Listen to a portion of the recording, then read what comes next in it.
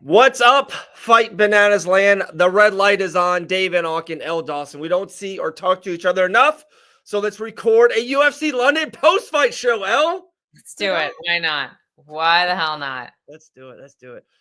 Okay. Before we get into the dominance of Sean Brady, and before we get into the maybe fourth and eighth best light heavyweight in the world that shouldn't be fighting for a championship, hot takes right off the rip.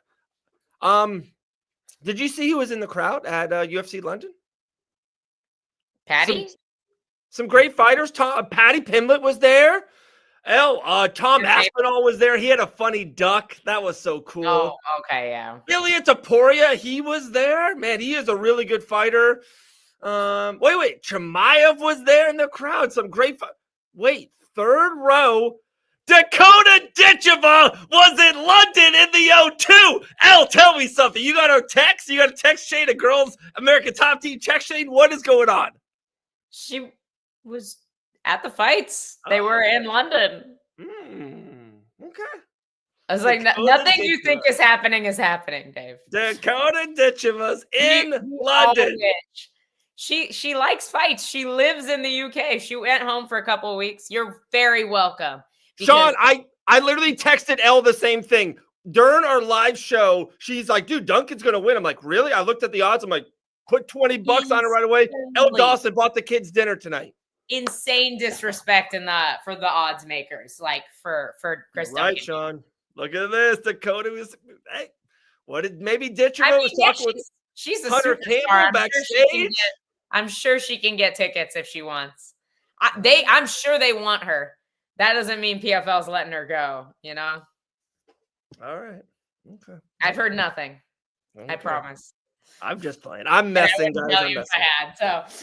I'm messing. I thought that was super funny. But, I knew she was going. I knew she went home for a couple weeks. I knew she was planning to go to UFC London. What's up? Oh, so you knew she was there, huh? Yeah. Okay. Not nearly as big of a deal as you think it is. Fight Bananas could have made a flyer for it or something. Dakota Ditcheva in the house. Man, crazy. All right, guys, it's a great card, so let's get into it.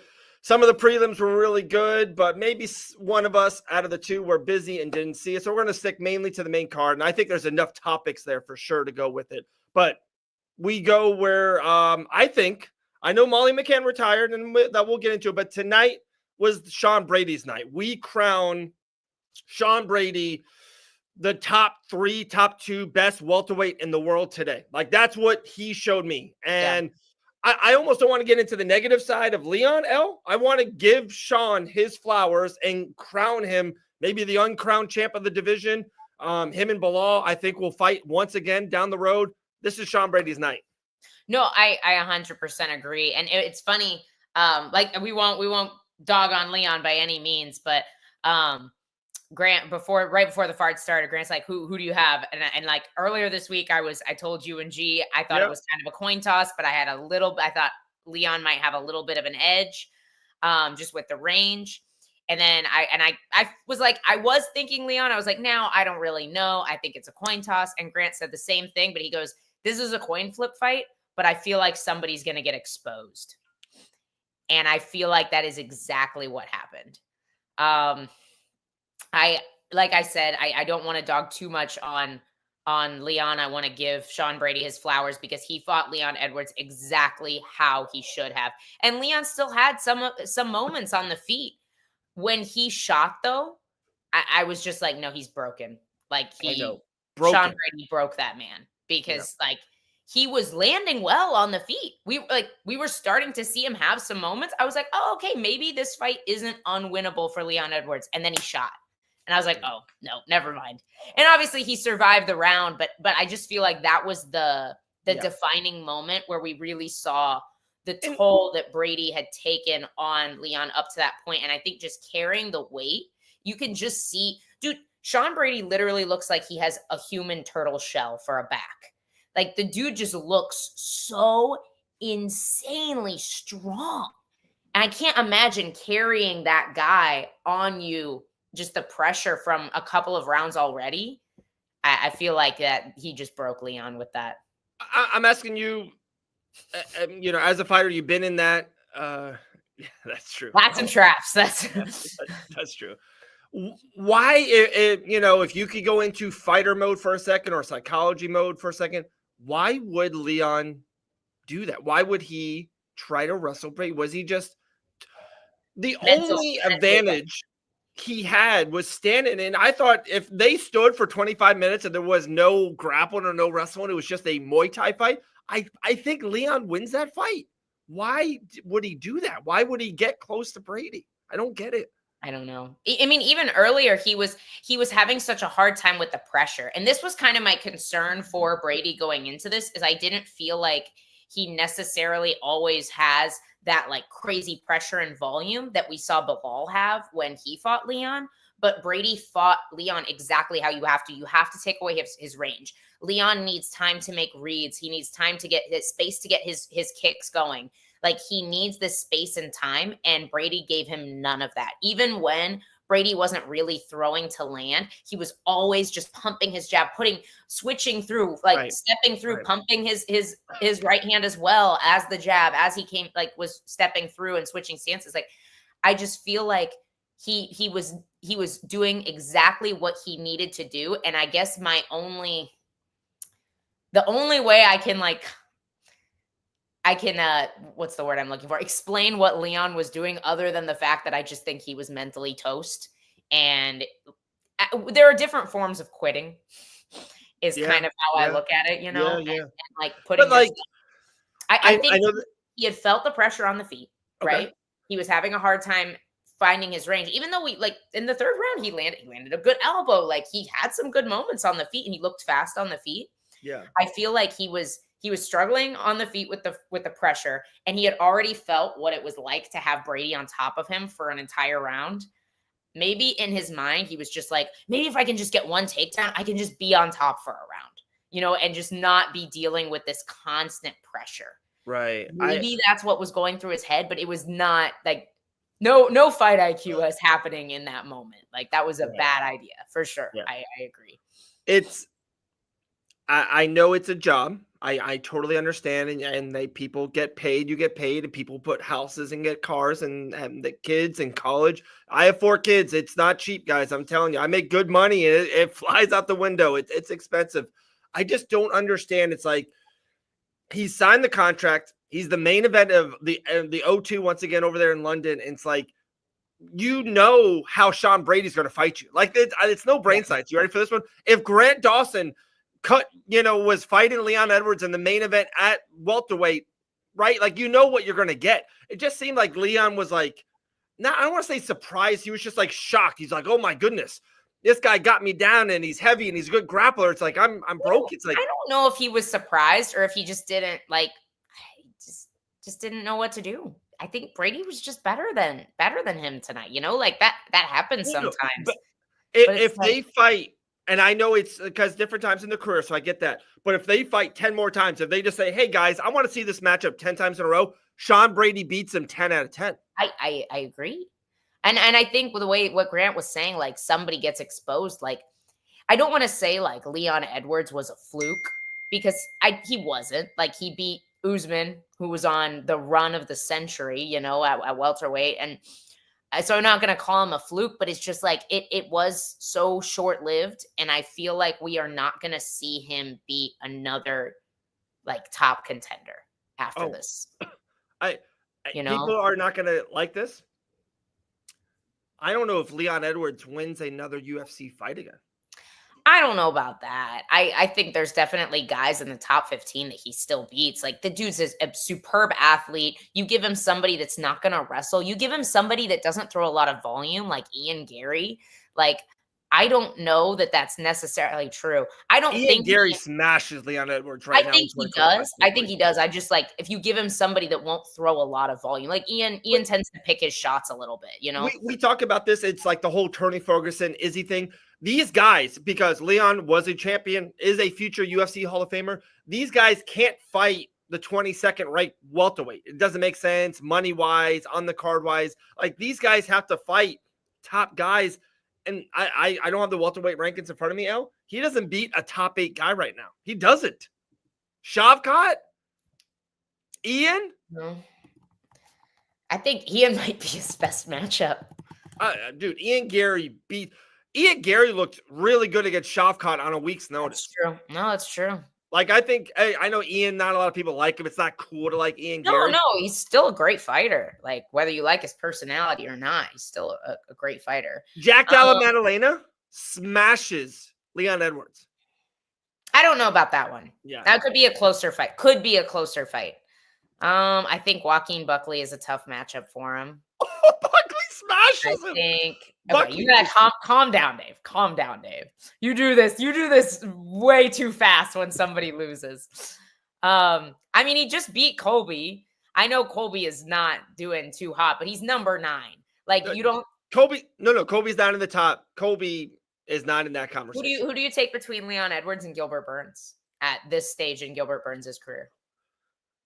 That's a very good one, El. That could be a winning argument. I would lean Leon Edwards because I would think Gilbert would like kind of want to strike with him. Like, Gilbert strikes more than he grapples. So does JDM. Huh? So no, but JDM Gilbert wrestles when he needs to. No, I get that, but I'm just throwing that JDM beat Gilbert and standing up. I don't know how to explain. I think a lot of these fights that you're acting like Leon would get smashed in would be close. Not after what I saw tonight. I'm telling you. That man's broken now. He's broken. In that fight. So you think he shows up 9 months from now and he's back? I'm saying it's a totally different fight. If the first round had not gone how it had, if Brady hadn't immediately started pressuring him, I'm just saying we could have seen a very different Leon Edwards tonight. You're taking credit away from Sean Brady by acting like Leon Edwards was a broken man before he ever. No. I'm not. It's after it keeps going. The brokenness continues. Bilal broke him and Gilbert continued. I mean, Brady continued. Not if you don't fight a guy like that every single time. Like, that's like, so is he never going to win again? I don't know. You know, like, I honestly don't. I'm not trying to we talk. I think guys he's going to have incredibly close fights against. You know, even if he doesn't. Like, I don't think we can look at the top 8 and go, oh, every single one of these people smashes this guy that literally didn't lose for a decade. I know I don't want to go so far into it because there's other great fights. I do want to give Chris Duncan his flowers, but the one you did say was Gilbert. You gave me one. Yeah, and JD, I think he's got a shot against JDM. I think he has a shot against Buckley. I think it's tough, but I think he can stay safe if he doesn't get knocked out. He can. Who wins, Buckley or Brady right now? I actually really want to see that fight. Dude, that's a great fight. I think Brady probably, if he doesn't get knocked out. I know. I feel like it's almost 50-50 on the wrestling grappling, but then Buckley can do the one-hit wonder and it's over. He can wrestle. I just don't think he doesn't have the control that Brady has and the submission prowess that Brady has. But dude, Buckley can lose a whole fight. He was losing a whole fight to Wonder Boy and he can still put you away. Yeah, one punch. So it's I actually would really like to see that fight. Yeah, but that's a great fight. Dude, okay. That was my lead question. We went 9 minutes. We talked about Dakota Ditcheva and too much on Leon Edwards. Does Sean Brady fight for the title next? Or because of like Bilal's next month, do you think Brady will wait for it? Or do you think, or can we see Brady and Buckley number 1 contendership in the fall? Honestly, probably. I think it depends. It all depends on Shavkat. Do you know, like, does he have a return date? Oh, that's a good point. He did say he wanted to fight him at the end of the year. Bilal, if he beat JDM. Obviously. And which I expect Bilal to beat Jack Della Maddalena. Me too. And he doesn't get if JDM beats him, he doesn't get an automatic rematch. He's never defended the title. Yeah, and the UFC, like the UFC was never a huge fan of Leon Edwards as a champion, which is why after his first title loss, he got Sean freaking Brady. So yeah, I agree. I think that Bilal would get similar treatment if he did lose. I would expect Shavkat to get the next one. Yeah. And then maybe we do Brady, Buckley and Brady next. I would love to see that fight. I'm very interested to see where they put Brady, if they do put him at number 1 or if they like put him behind Shavkat. I'm very interested to see what they do with him on Monday. It's so funny. It's cool to not like Bilal Muhammad. I don't know why. I think he's a great mixed martial artist. How good does that win now look from Bilal Muhammad? And I don't think it's I remember the fight against Sean, but I don't know if it was as dominating as what we saw tonight. But I don't remember it being like close. Oh, that was a close fight. Bilal beat there were Sean. moments, but like Bilal TKO'd him on the feet. Like he's the only guy. He's like Bilal's only Round 3, right? 2 or 3? 3? I will look it up. I thought the first 7-8 minutes were good. Yeah, no, it was competitive. Okay. Like it wasn't like super one-sided by any means. But like So the he's man, his one finish. his one Round 2. End of round 2. Wow. That's insane. Yeah, and So Bilal did look really good. So it's like, can he do that again, or has Brady developed enough? You know, because Yeah. I will say, I felt like I was worried about Brady striking against a guy who historically has been a lot sharper than the Leon we saw tonight. You know, but I feel like just the constant pressure. So I'm interested to see when two, like, you've got two runaway trains crashing into each other with Bilal and Sean Brady. Is that what we see this time? You know. There's a great comment by Chris. Sean Brady isn't next. He's got a loss against Bilal. Brady will need another top win. I think this is a great comment. Yeah. If it's Buckley, or how about even Ian Gary? How about Brady versus Ian Gary International Fight Week? I think that's really cool. Like, no, I don't know. I saw here, like, maybe Buckley and Usman's going to happen. So maybe these guys are over here. I would really like to see Buckley fight Usman. I want to see. It's kind of a shame. Like we kind of got it. If we get Buckley and Usman and we've got Sean Brady and Leon, then we kind of have the two journeymen that are in the top of the division, both fighting prospects coming up, you know? And so I that's what I prefer to see. I prefer to see that over two prospects fighting each other, like a Buckley versus Brady. I would rather see Buckley fight Usman. But where's Ian Gary? Yeah, that's the question. Like, Ian Gary's got to be thrown into that. I would like to see Islam versus Lesnar. Lesnar spelled Lesnar. Gee whiz. There, this is a comment. Dakota Ditcheva defeats Leon Edwards. Very true. She was there tonight. Dave L had breaking news. Absolutely shocking that Dakota, a professional MMA fighter, was at an MMA fight in her home country. In the fighter section, Dakota Ditcheva, PFL superstar, was there at a UFC event. Why is that shocking? I don't know. I don't know. Stuff's happening. Is Brady a journeyman? No, he's a young prospect. I was saying Leon. Oh, yeah. Brady's the prospect. Leon was the journeyman. Brady was the prospect. First time ever. First time Dave knew a spelling. Yeah. No, Dave just can't pronounce anything. He can spell. Guys, Yuli Diaz is fighting later, okay? Come on. Everyone relax. Everyone relax. I get it. Javonis Ross is a great fight. Dude, he just had a great wheel kick knockout last weekend. Are you just name dropping all the people whose names you actually know how to pronounce right now? No, these are ones I didn't, and I've been working on in my sleep to get it better and better. So I'm trying. Oh, well, Dean agrees with L. Let's go.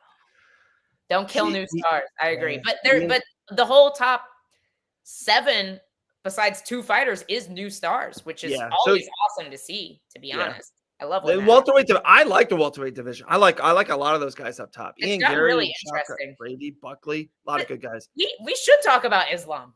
Is Islam going to go up to 170? Where does Islam end up? Wait. You ready for this one? Thank you for saying this, El. I got texted by a major player in the industry. Islam's fighting in the welterweight division next. Oh. He's not fighting in the lightweight. You know how they do 314 was Volk versus Diego for the vacant championship? Like, UFC 317 might be Ilya versus Charles for the vacant lightweight championship. That's insane. That's what I'm hearing. That's the news on the street. Poor Arman. Poor Arman. Dude, Arman's never going to fight for the championship, ever. He is remember who did that back in the day? Like, they just kept winning fights and they kept on saying Bilal. stuff. Oh, yeah, but Bilal. Bilal's winning streak before he got to the top isn't as like grand. Like, it's not like he could have fought for the championship multiple times. Like, I mean, remember though, at the time, it wasn't like now there's a wealth of contenders, but at the time, for a while, there wasn't. So No, I agree. He got skipped I think once. he coulda- Colby skipped him once. Yeah, no, that's fair. I mean, Damian Maia, Wonder Boy, Vicente Luque, Sean Brady, Gilbert Burns. Like, Yeah. it's not a bad run. It's not a bad run. No, it's not a bad run, but everyone's like, "Oh, he should have been champion 3 times." No, like that's the run to He get got to the skipped championship. once. I'll agree with you. He got skipped once. Yeah, he got skipped once. Yo, Cody, what's up? So, We'll let the regular post fight crew know that you prefer us. I'm just kidding. We love our boys, our post fight boys. yeah, I even texted him. I texted him. Yeah. So where do you put Islam? Is he getting an immediate title shot? Yeah, Islam. If he moved up to heavyweight, he would get the immediate title shot. He would skip Tom Aspinall. All right. Like, so do we see him fight for the? So Chris said his Shavkat's team says he's going to be back June, July. So Bilal's not fighting in June or July. But that's like when he'll be healthy. Yeah. So like Bilal fights JDM. Then like late this year he fights Shavkat, or late this year does Islam skip Shavkat? Yeah, He shouldn't, right? You think Islam skips they, Shavkat? They are rooting.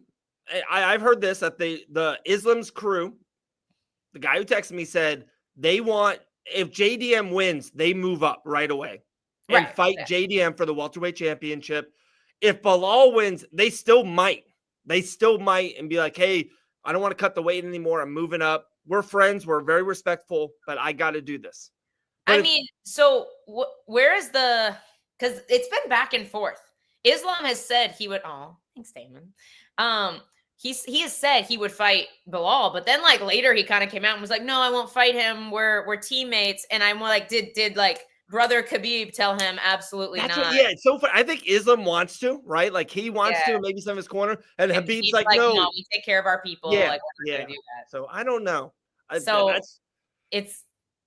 That gets dicey up there. Yeah, they train together a lot. Dude, Islam smashes. Who do you think Islam smash? Dave, you have got to stop using the word smash. I'm sorry. I apologize. He beats him. Put that word away for the rest of the day. You think Islam beats Bilal? That was an insanely close fight, Dave. Insanely close fight. Come on, dude. Islam stops Bilal Muhammad to win the championship. You think he finishes Bilal? Yeah, he finishes him. That is an incredibly competitive fight. Like, you cannot tell me that your issue is you rate Bilal way too low. I like Bilal. You know this. Then how can you say Islam absolutely smashes him? That's a close fight. Makhachev is one of the best I've ever seen. Islam, but bigger. Makhachev's one of the best I've ever seen. Dude, this is why I don't like this musical chairs of champions that we have going on right now. Like Ilya left featherweight. Featherweight needed Ilya. I really do think featherweight needed Ilya as its superstar. Now Ilya's at lightweight. I'll be honest, lightweight doesn't need Islam. Lightweight has a wealth of contenders. So I will say that. I think it makes welterweight even more interesting to have Islam there. But welterweight has a wealth of contenders right now too. Ton. Guys, Elle and Jillian Robertson are tomorrow morning. We have a show Tuesday. I feel like we're taking too many topics off of that. Let's go right back to the post show. Co-main event. I think Cole Olberg beat Jan, but I'm telling you, I don't know. I have that fight, and I'm not friends with Dana White. I don't know Dana White personally, but I've been around enough to watch. Olberg I bet you Dana White cusses, like he's like, no, that was bullcrap. Like, you don't win that fight how he did against a guy with a 2-year layoff, 42 years old. He doesn't move up. You know what I mean? Yeah. His stock did not go up for me. Not at all. His stock went down with a win. It's just, and honestly, it's funny. I feel like obviously there was a lot less wrestling happening, but it kind of felt like he won how Alex Pereira lost, if that makes sense. Calf kick, run away. Calf kick, run away. Right, but even I felt that that main event was even better. At least some kind of big check. Better, right? Okay, for sure. But no, it just wasn't a great fight. I agree. No, it was bad. And Jan looks older. He definitely looks older. And I said this about Marvin Vettori. I had Jan winning. We like Marvin. A veteran fighter, been off for 18 months in the octagon. It's like that's what you're gonna get. Yeah. No, no, it's fair. I get it. I get it. Long layoffs, but I gave Jan the fight. 2 out of I'm 3? not. It was way too close due to inactivity for me to be Yeah. upset about the decision by Yeah, any yeah. means. And I haven't gone back to watch it back, so I could be wrong. I could change my mind if I go back and watch it. But Right. I thought Jan won. That's how close and not exciting this fight was for me. And Yeah. I thought this was going to be a banger. I really did. Me I too. had thought we were very seeing high that hopes out. for this fight. Honestly, the rest of the main card, I feel like delivered like Yeah, no. in The spades. But that was Kevin Holland finally showed up to fight. I was happy with that performance by Kevin Holland. dude, how it was a night for the underdogs. It was a big night for the underdogs. Except Sean Brady. Sean Brady was favored, right? Sean Brady was favored. How about Molly McCann losing? You ready for this one?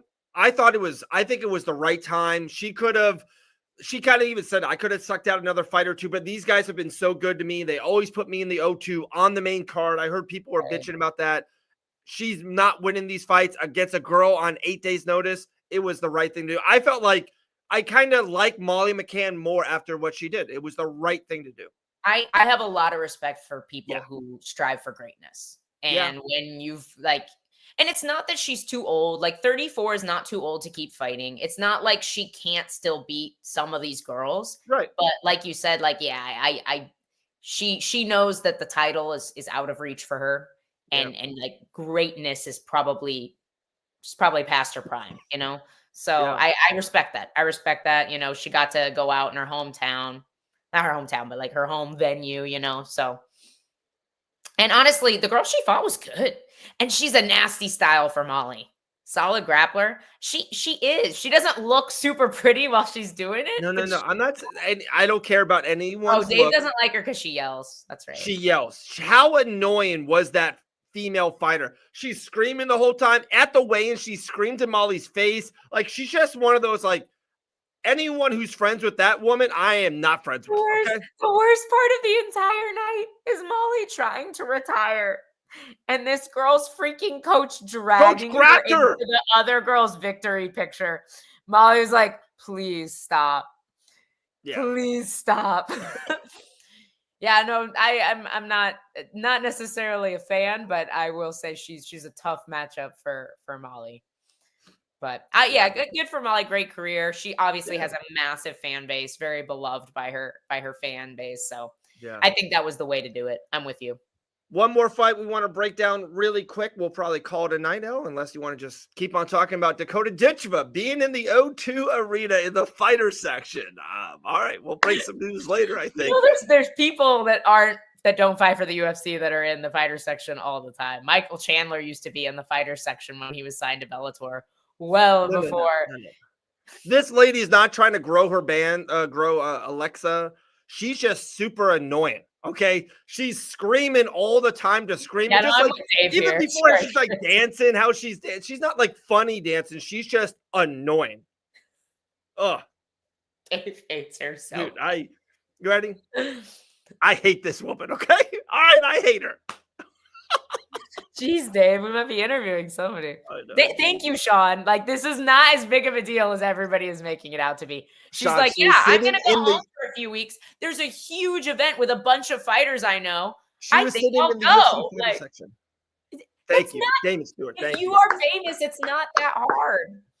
Thank you, Damon. Are you right about hating the girl? Because you're not right about Dakota. Yeah, Damon, tell me about Dakota or the girl. Which one? But no. Gene Silva is like, he's badass with it though. The other girl is annoying. Gene Silva can. Yeah, no, I'm with Dave on this. It's different. It's different. All right, guys. Chris Duncan, American Top Team. Let's go. Lightweight prospect. Like the man just keeps on ascending. 13-2. Trains with the great Grant Dawson, one of the best gyms in the world. Pulls the ghillie. Not even that. He would look great the whole fight. Man, Chris Duncan with the underdog win of the night. Dude, yeah. First of all, we only had one fighter on the card, and that was Chris. I don't think we had anybody else, but I think she was just there to be there, you know. In the fighter section. Dave, it's not. There are musicians that sit in that section. It is not what you think it is. Calm down. Wait, you have to. Okay, wait, real quick. Al, being serious here, just real quick, little serious. You can't buy those tickets. I know. So She's you have to be. famous.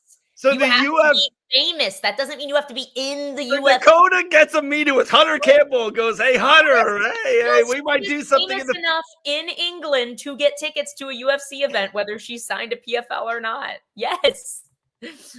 You are reading into this way too much. We're going back to Chris Duncan.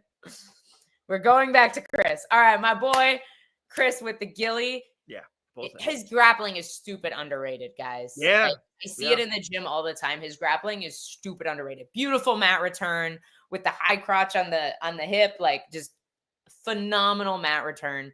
Like, and his front headlock game is it's elite, dude. It is absolutely elite. I ask him for help with my guillotines and my darces all the time. He has so many tricks and he can get them from anywhere. So this was literally what I said was going to happen. Like this guy, I did not expect the guy to shoot on Chris because I do think the guy was sharper on the feet, but Chris has more power. Like this guy had 0 knockouts. This guy has 0. He's like 1 TKO, has 0 knockouts. Like if you can't knock somebody out, you're probably not beating Chris Duncan. Yeah. Like he's so gritty. He's so tough.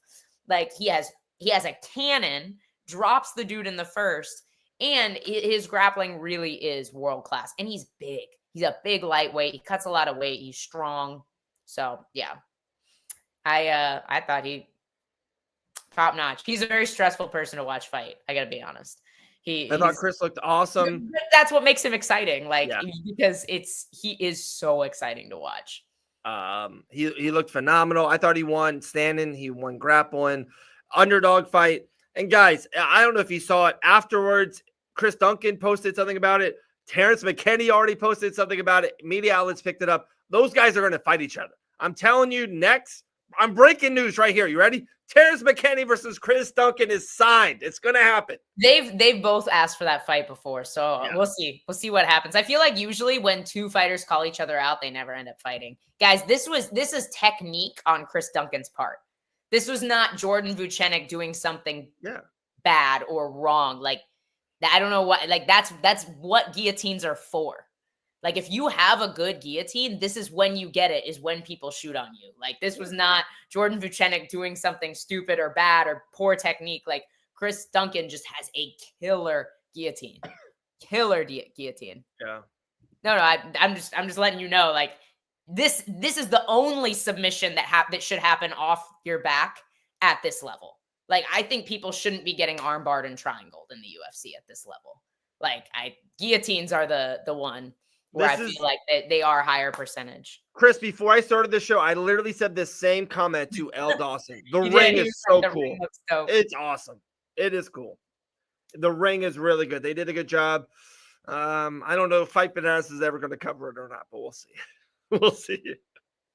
Oh, man. All right. Hey.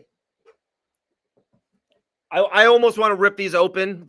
I'm so bad I want to see. These are the brand new. You can't even get these. They're so hard to get. Brand new 2025 Topps Finest UFC. Something in the future. Plans in the future. But I do want to open up that box. This is what I'm talking about. This armbar should have never happened. This one was poor defense. Got your elbow all the way out, put it right back in. Like, can I say something about that fight? Of course. Both of those fighters that fought in the strawweight prelim should be cut from the UFC right now, immediately. They're not good enough. Okay. Like, what are we doing here? Like, the UFC is the best of the best, and there's so many great fighters that want to fight more, and spots get taken up because of this fight. Guys, Marcin Tybura versus Mick Parsons. Get those. I know we heavyweights. Those guys stink. Okay. They should be fighting on dirty boxing.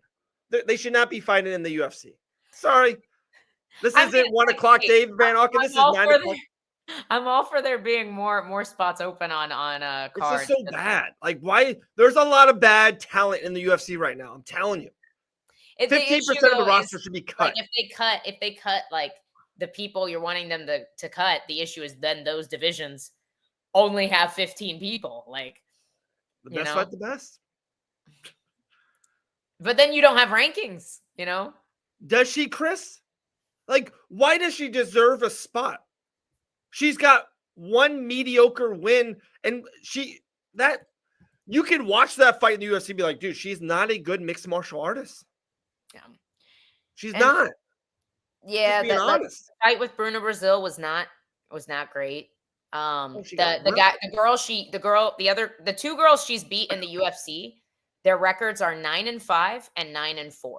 They both shouldn't be in the UFC, the ones that she beat. She's not UFC caliber. It's just the honest truth. I disagree with you. It's just outside the UFC,